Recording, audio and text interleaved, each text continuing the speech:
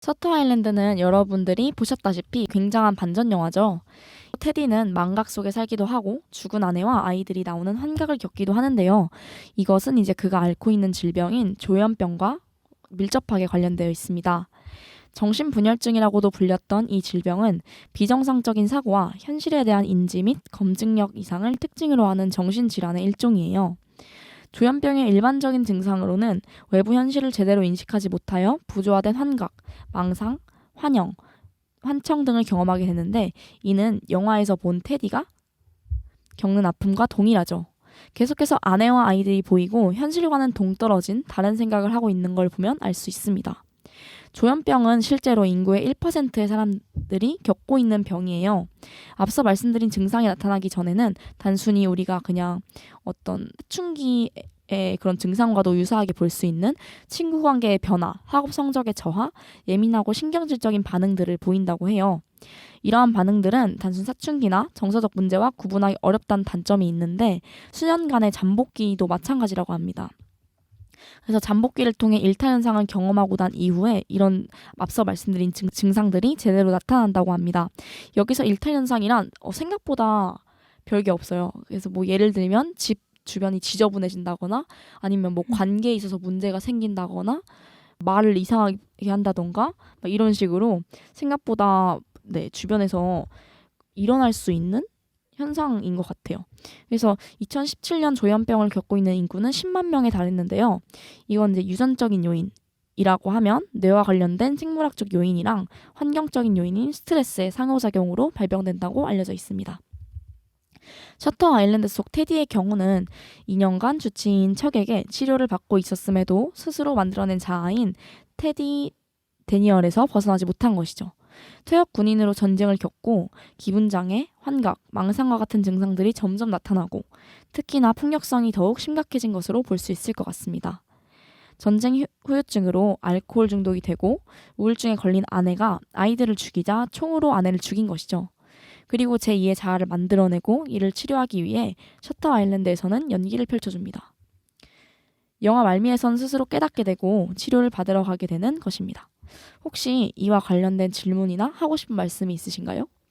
저는 하나 궁금한 게 있는데, 그러니까 말하자면 조현병이 가진 사람이 범죄를 저지르면 형량을 감형을 받는 게 있잖아요. 있죠. 그거는 이제 제가 말씀을 드려야 되고 이번 학기 시험범위였어서 일단 이 조현병이라는 것과 어떤 형량의 관계에 대해서 좀 설명을 드리면 제가 킹덤 때 한번 설명드렸는데 사람이 처벌을 받으려면 크게 세 단계가 필요해요. 하나는 구성 요건에 해당되는가. 그러니까 법에서 얘기하고 있는데 네가 포함이 되냐 이거예요. 두 번째는 위법성이에요. 근데 이제 이런 조현병이 문제가 되는 건 마지막 단계인 책임인데요. 책임은 그래, 오케이. 네가 법에 적혀있는 행동을 한 것도 맞고 그게 사회적으로 또 위험한 행동인 건 맞아. 근데 그걸 너의 책임으로 돌릴 수 있어? 그게 네 탓이야? 이렇게 물어보는 거예요. 그러니까 위법성을 우리가 흔히 행위 책임, 네 행동이 잘못됐냐를 물어보는 거라면 반대로 책임은 행위 자책임이라고 불러요. 그러니까 이 사람을 책임을 물을 수 있냐는 거예요.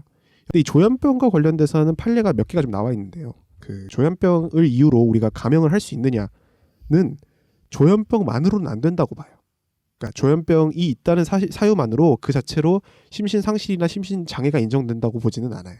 그런데 예외적으로 그 인정될 수 있는 경우가 두 가지가 있어요. 하나는 그 조현병이라는 게 너무 심해서 다른 정신병이랑 똑같이 평가받을 수 있는 수준이면 그때는 심신장애나 심신상실이나 심신미약의 이유가 될 수 있다고 얘기를 하고요.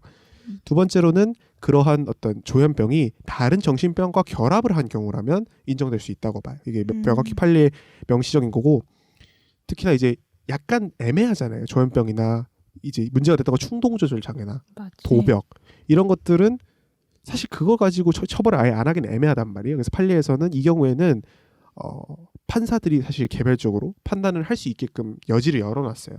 그러다 보니까 아까 말씀해주셨던 안인득이라던가 또 뭐 여러 가지 사례가 있죠. 옛날에 저희 강서구에서 PC방 살인 사건도 아마 조현병을 주장했던 걸로 기억을 해요. 그런 사례들에서 왜 조현병을 주장을 하냐면 이건 사실 재판장이 독자적으로 결정할 수 있는 영역이기 때문에 그래요. 그러니까 심지어 이런 책임 능력에 관련된 문제는 감정인들이 있을 거 아니에요. 이 사람들이 정상이다 아니다. 근데 재판장이 거기에 기속되지가 않아요. 그러니까 자기가 원하면 얼마든지 이 사람 책임 능력이 없다, 책임 능력이 있다를 판단할 수 있어요. 그래서 이런 책임 무능력을 주장하는 이유 중에 하나는 이게 굉장히 재판장에게 열려있기 때문이라는 것도 알아두시면 좋을 것 같습니다. 네, 맞습니다. 저는 이제 지금까지 조현병에 대해서 여러분들께 말씀을 드렸는데요. 혹시 뭐 더 다른 조현병에 관해서 더 이야기하고 싶은 게 있으시면 댓글로 주시면 될 것 같습니다. 맞아요. 그럼 저희가 또 조사를 해서 알려드리도록 하겠습니다. 네, 그러면 배진님의 아는 척은 여기까지 듣고요. 다음은 배척으로 넘어가 보도록 하겠습니다.